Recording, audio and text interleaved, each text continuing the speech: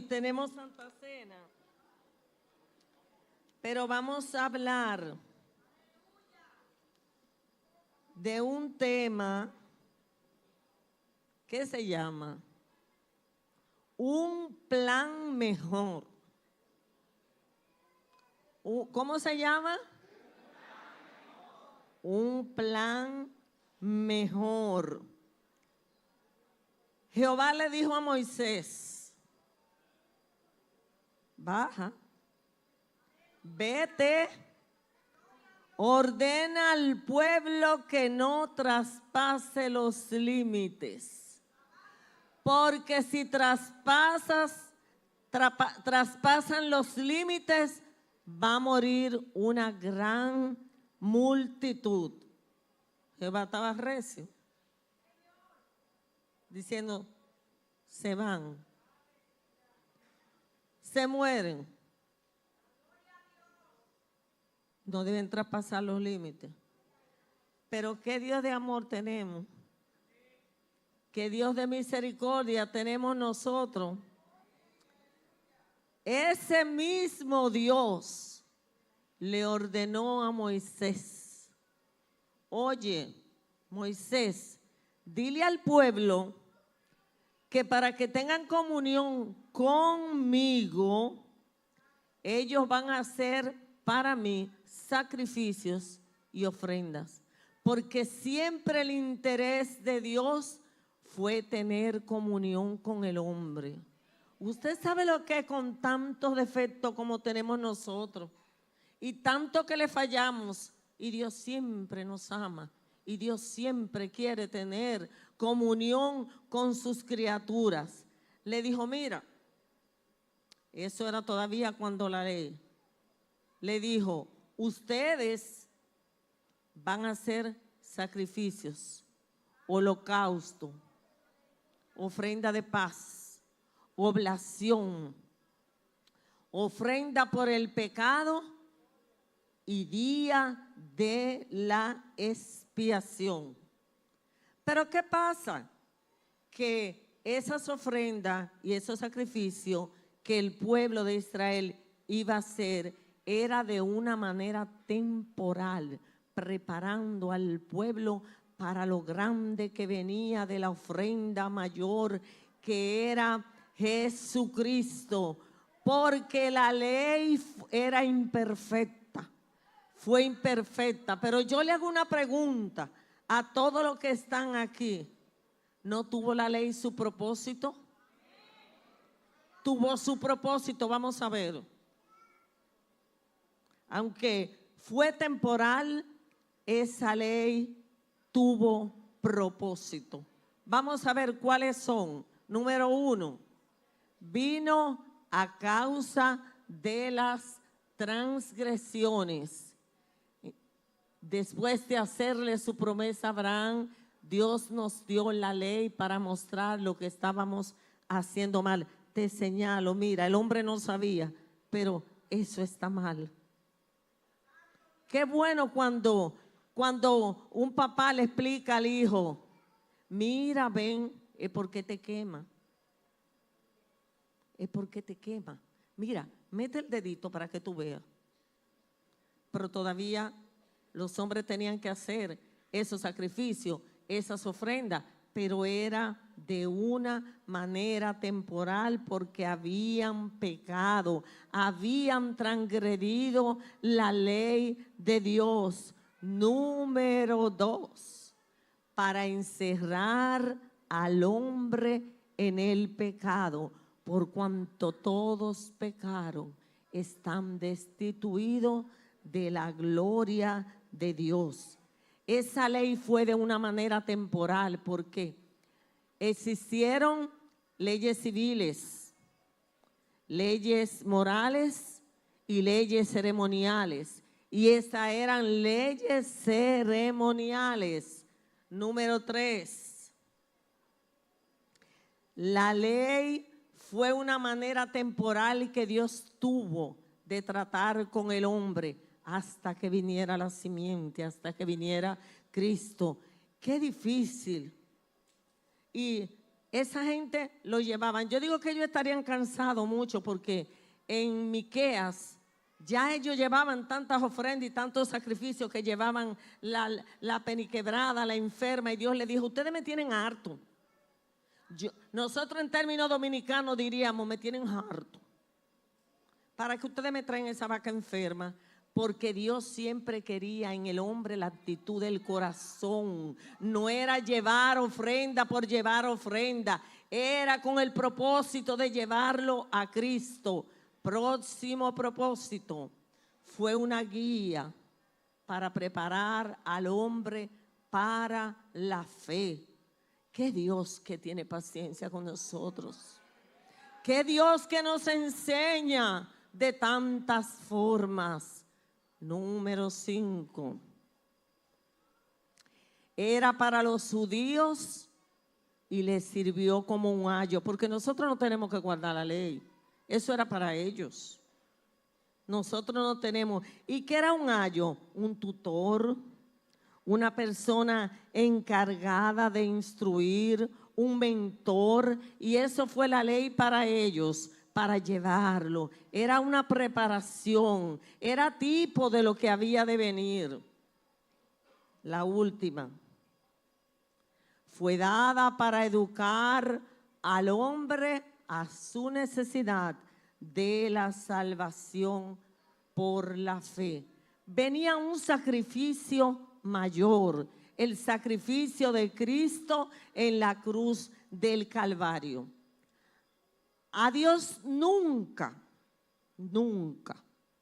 le interesó ni le gustó los sacrificios humanos que han formado parte de la vida religiosa de muchos pueblos, porque esos sacrificios humanos en la religión no eran adecuados. Ustedes todos deben recordar leyendo la Biblia que había un sacrificio que llevaban a los niños al dios Moloch.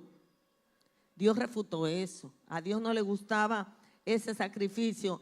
En la India, en el siglo XIX, se practicaba el sacrificio de niños. Y un niño se sacrificaba también a la diosa Kei, porque lo dedicaban a la memoria de ella. Uno se pregunta, ¿y cómo si a Dios no le gustaban los sacrificios humanos, cómo viene Cristo? Pero hay un solo sacrificio en toda la humanidad que le ha agradado y que ha servido para bendición de toda la humanidad, que es el sacrificio de Cristo en la cruz del Calvario, el único que fue al Calvario para perdonar a la humanidad, el sacrificio del Hijo de Dios, nuestro Señor Jesucristo. Ese sacrificio echa para atrás. No hay sacrificio perfecto. El único sacrificio perfecto. Y me encanta un versículo para explicarle a la gente del mediador. El único mediador entre Dios y los hombres es Jesucristo, el Hijo de Dios. Y en ningún otro hay salvación, porque no hay otro nombre debajo del cielo dado a los hombres en el cual podamos ser salvos. Solo Jesucristo.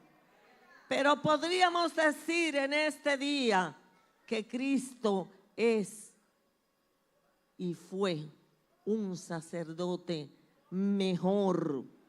El sacerdote que redime al mundo con su propia sangre. Los sacrificios del Antiguo Testamento tenían que derramar sangre. Pero tan pronto el hombre volvía a pecar, tenían que volver a derramar sangre. Pero la sangre de Cristo se derramó una vez y por todas, y satisfizo y satisface toda la necesidad del mundo. Esa sangre de Cristo derramada para el perdón de nuestros pecados.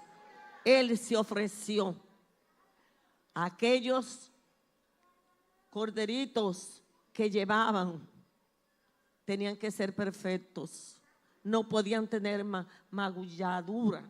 No podían tener nada dañado. No podían estar enfermos.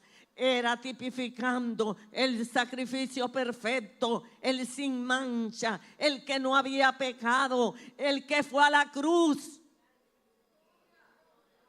Tipificando lo mejor. Habían sacerdotes comunes y había un sumo sacerdote. Los sacerdotes comunes trabajaban llevando las ofrendas y bregando con la sangre de los corderitos. Pero el sumo sacerdote, porque el sacerdote venía de la tribu de Leví, de la familia de Aarón.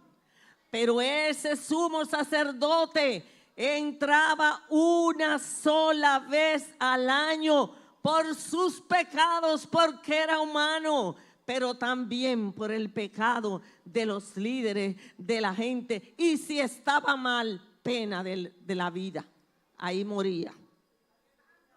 Pero el sacerdote, el gran sumo sacerdote, cuando murió el velo del templo se rasgó en dos. Porque no moría un cualquiera, no moría un ladrón, no moría un homicida, no moría un pecador, moría el Cristo Santo, bendito, que derramó su sangre para el perdón de toda la humanidad. Podríamos decir el sacrificio perfecto. Lo de aquella gente era ceremonial, eran reglamentos, eran tradiciones, eran costumbres, pero había un nuevo sacerdote, un mediador, uno que fue a la cruz del Calvario. No era un cualquiera que iba a la cruz, porque ¿qué sacerdote de eso podía perdonar pecado? Abran su Biblia en el libro de Hebreos, capítulo 9.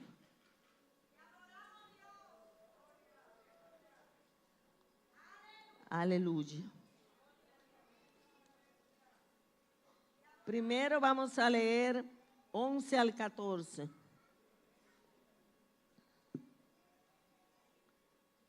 Hebreos 9, 11 al 14. Pero estando yo presente, Cristo, sumo sacerdote de los bienes venideros, por el más amplio y más perfecto tabernáculo, no hecho de mano, porque ese tabernáculo que usted está mirando ahí, Dios le dijo a Moisés, háganlo así, así, con tales medidas, con tales colores, hagan esto, el altar de bronce, el altar del incienso, el propiciatorio, una serie de cosas, pero dice, no hecho de manos, es decir, no de esta creación.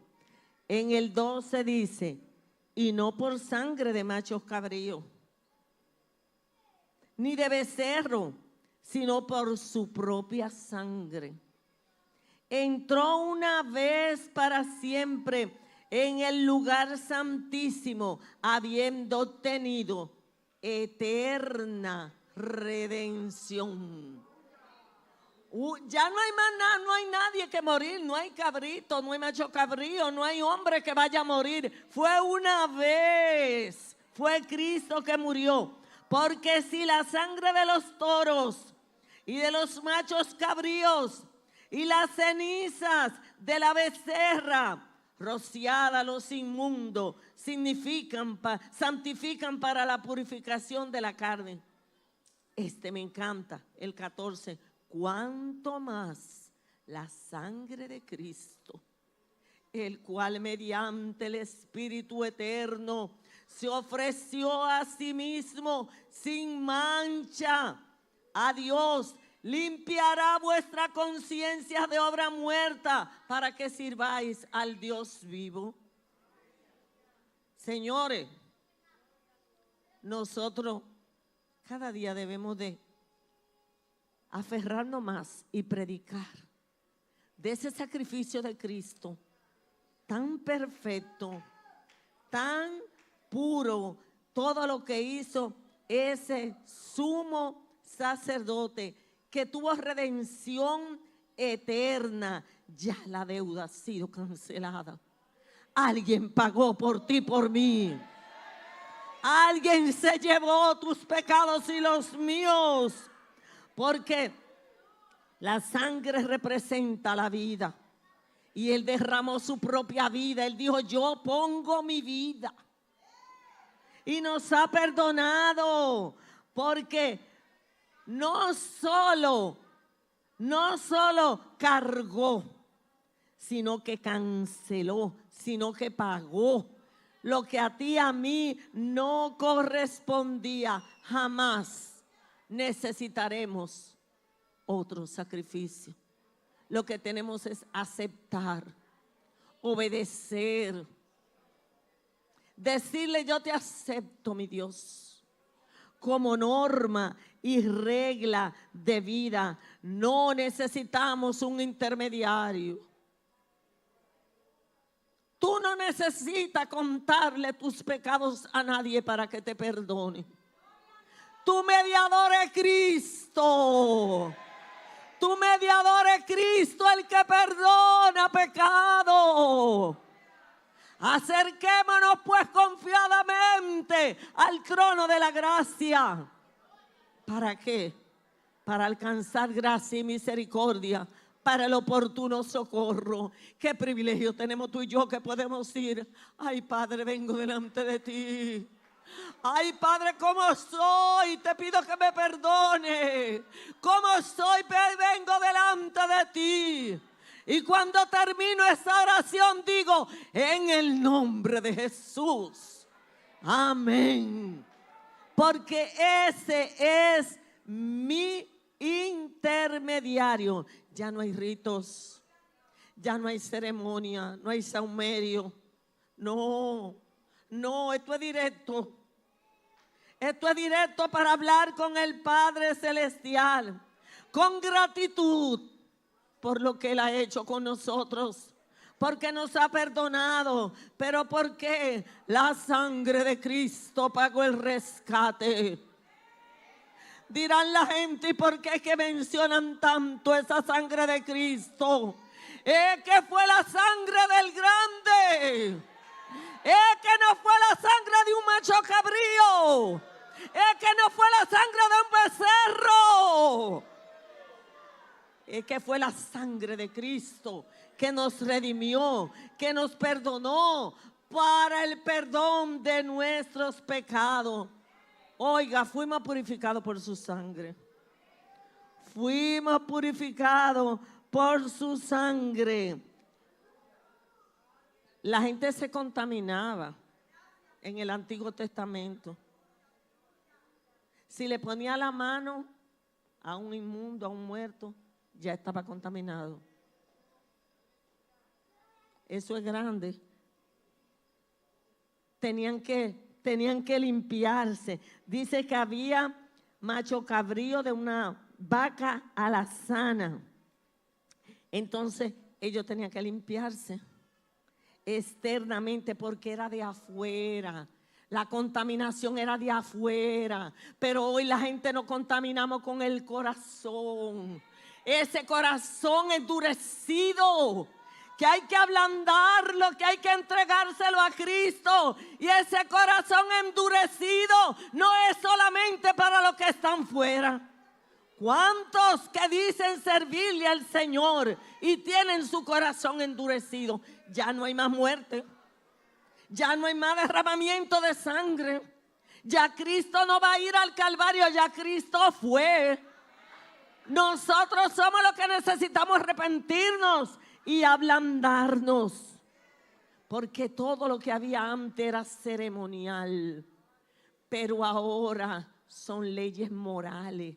Acepto, rechazo, Tengo que tener conexión con el grande, con el Salvador, con el que fue al Calvario, con el que perdonó mis pecados. Ya eso pasó ese tiempo. Fue efectiva la ley en su tiempo, pero ya no. Ya es la sangre de Cristo. También hoy nosotros tenemos una promesa mejor. Todo es mejor después de Cristo. Todo es mejor después de Cristo, el mediador del nuevo pacto. El mediador del nuevo pacto, Cristo. Todo eso que pasó en el antiguo fue necesario. Los profetas, los reyes, la ley, la gente que sirvieron, todo eso fue necesario. Pero lo bonito es que esa Biblia va concatenada desde el Antiguo Testamento con el Nuevo Testamento. Pero ¿cuál es el resultado de esa promesa? Que todo lo que le invocan reciben la promesa de la herencia eterna. Somos hijos, coherederos. Por esa sangre que Él derramó en la cruz del Calvario, somos hijos mediante la fe. No como dicen la gente, fe en un palo. Fe en cualquier cosa. No, fe en Cristo. Fe en Cristo. Fe en Cristo. En Cristo, en el dador de la vida. En el Todopoderoso, en el Rey que vuelve a la tierra otra vez. Pero también tenemos una provisión mejor, porque Cristo, por su propia sangre, entró en el lugar santísimo. Ay, Dios mío, ya el sumo sacerdote no iba a tener ese problema. Ya pasó la era de los sacerdotes y los sumos sacerdotes. Ya pasó la etapa de los machos cabríos. Ya pasó el día de la expiación. Ya pasó los holocaustos. Pero todo eso era sombra de lo que había de venir. Cristo vino a la tierra. Cristo vino a salvar, a perdonar y a dar su vida en la cruz del Calvario. ¿Y qué dice la palabra? Que sin derramamiento de sangre no hay remisión de pecado. ¿Sabía usted que por eso es que Satanás imita todo lo de Dios? Y usted no ha oído de gente que dice: tráigame un chin de sangre del pollito.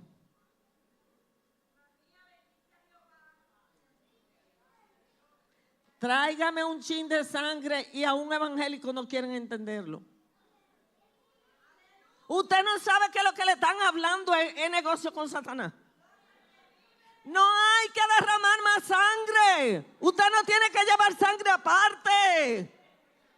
La sangre la derramó Jesucristo. El que perdona, el que liberta, el que da vida, el que sostiene, el que pelea tu batalla, el que rompe barreras, el nombre que los demonios le temen. Pero no porque usted lo diga y lo diga así, es que usted viva lo que dice la palabra, para que tenga ese poder y esa autoridad de decir: en el nombre de Jesús tenemos una provisión mejor.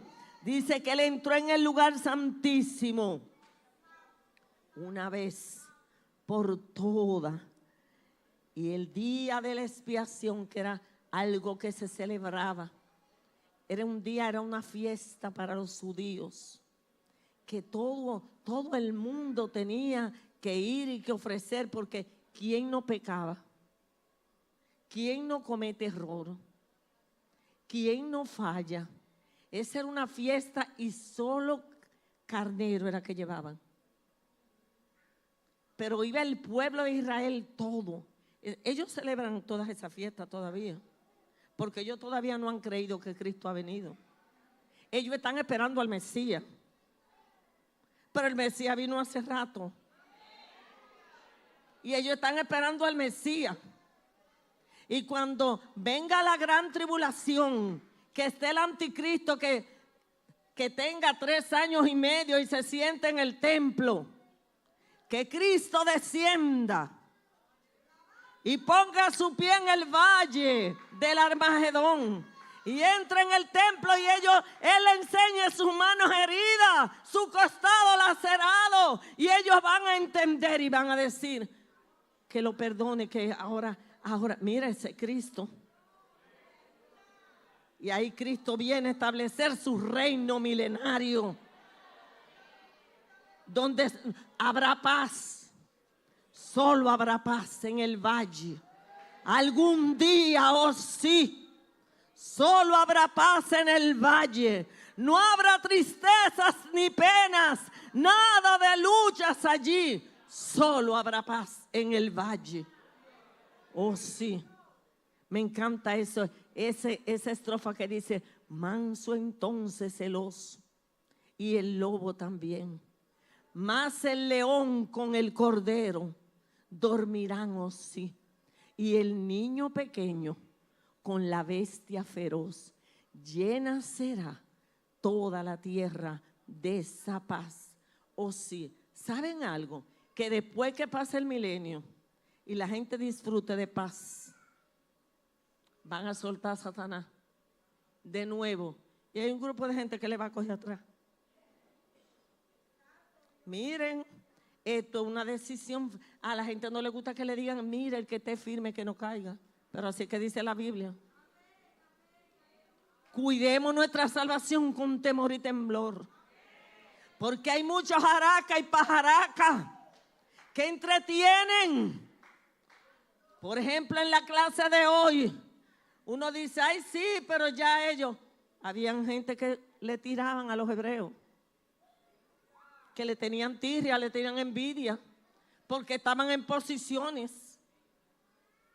Porque estaban en posiciones. A lo mejor fueron ellos que le dijeron a Nabucodonosor: a una estatua a ver lo que ellos van a hacer. A una estatua a ver si ellos se van a inclinar o no se van a inclinar. Pero cuántas cosas, como decía la clase, personas o dejetos, cosas que nosotros ponemos en lugar de Dios, cosas que creemos que no significan nada para Dios y se negocia con lo de Dios, se pone en un lugar por debajo de quién es Dios. Y Dios es el supremo hacedor, el dador de la vida, el que merece toda gloria, el que merece toda honra. No negocie. Hay una provisión mayor, pero Cristo, por su perfecta humanidad, debía morir una sola vez por sus pecados y los míos. Entonces, oigan algo: la muerte de Cristo sella nuestro destino eterno. Ay, qué bueno que ya Cristo lo hizo. Ay, qué bueno que Cristo lo hizo. Ay, qué bueno que cuando nosotros nos vamos en oración le decimos: oye, diablo, ya Cristo peleó mi batalla. Ya Cristo lo hizo por mí en la cruz del Calvario. Yo vengo aquí a reclamar lo que Él ha provisto para mí. Su provisión,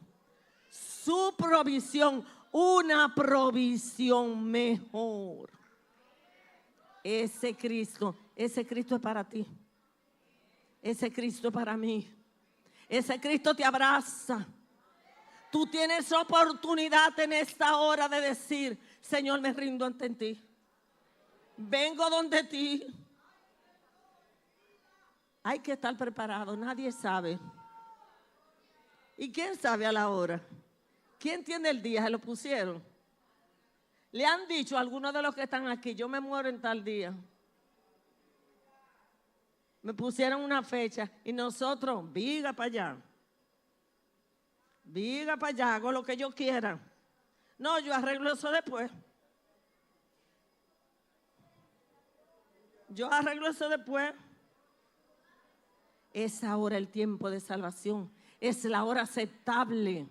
Es el momento oportuno. Es la hora. Tenemos un sacerdote, un plan mejor, una promesa y una provisión mejor.